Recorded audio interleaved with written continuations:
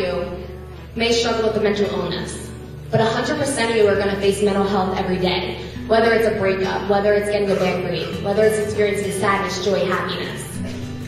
My mental health started at 5 years old.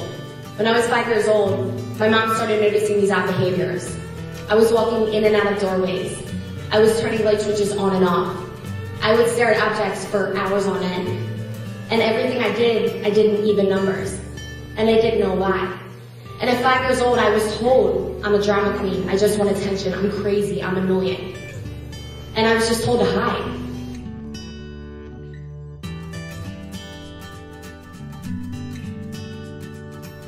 I get to 8th grade, and my mom takes me to a psychologist. And I walk in this room, and it's this dark room that smells like a dentist's office. And there's this woman, and she's one of those cute women that you kind of want to trust and you feel like you have a connection to. And we're in a room, but my mom is sitting next to me. Now, I love my mom. She's gorgeous, she's awesome, she's cool. But I'm sitting there, and we don't want to tell our parents stuff we're going through. So I have to sit there with my mom next to me. And she's saying, tell this lady what you're doing, tell her your behaviors.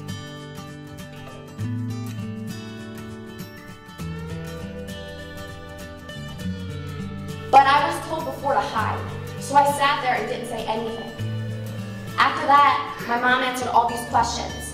And before I left there, I was diagnosed with something called obsessive compulsive disorder, also known as OCD.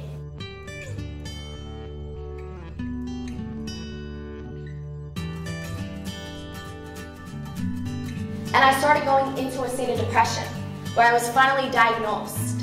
And I decided that I was going to live 2 lives, because I didn't want anyone to see, the demon inside of me.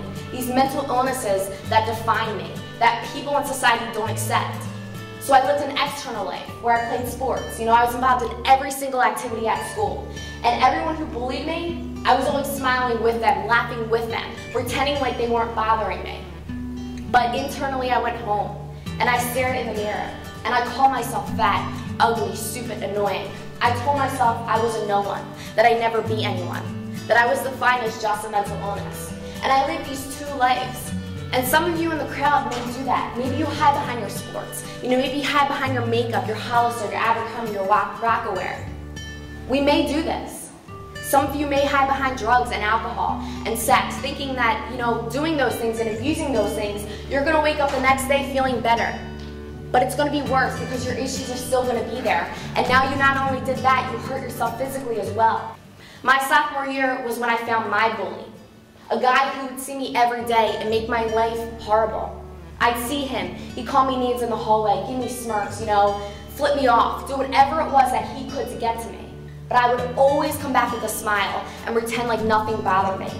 But I went home, and it stuck with me. And I stared in that mirror and wondered why. Why am I different than everyone else?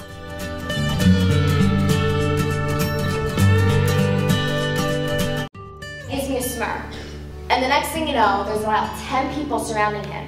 And I see a middle finger. And I couldn't laugh. I couldn't smile, because something inside of me was eating away at me.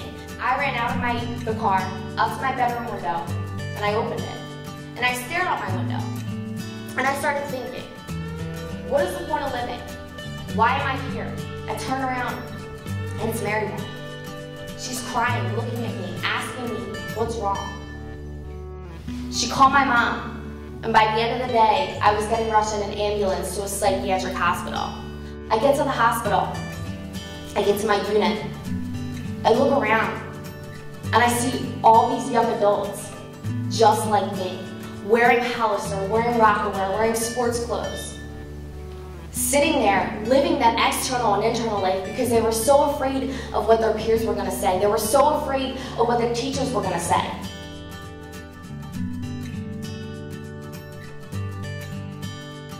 For the first time, feeling like I was accepted.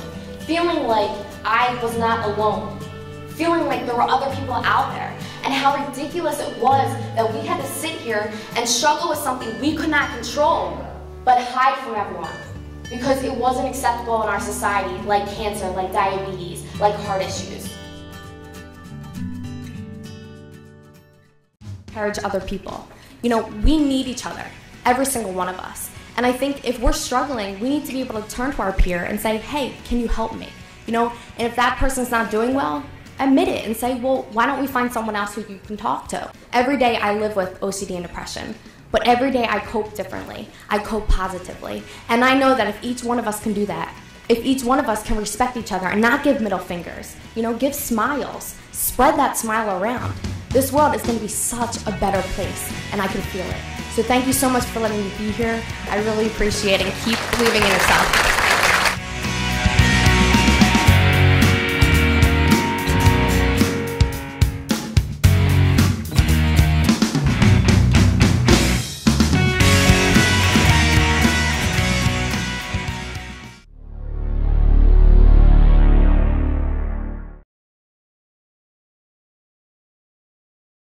I actually struggle with obsessive compulsive disorder and depression, and I share my story in schools to encourage students to want to pursue help, to go to the counseling center, you know, to support their friends if they're in need.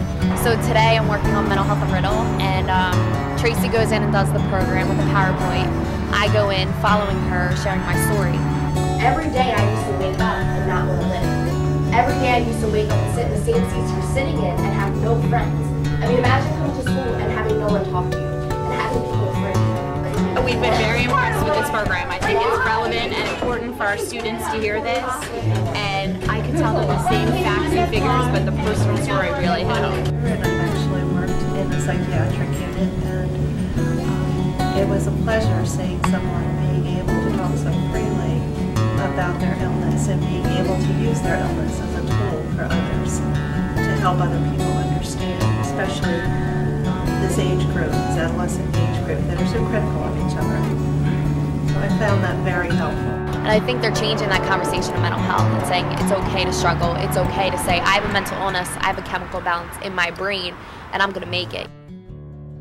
Because you don't know like what's going on in their life, like even if it's the real thing or even if it's what you don't know what they're going through, and it could really upset them and make them want to have suicidal thoughts and stuff. So it can affect each other's life. Just smile at someone. Make a difference. Yeah.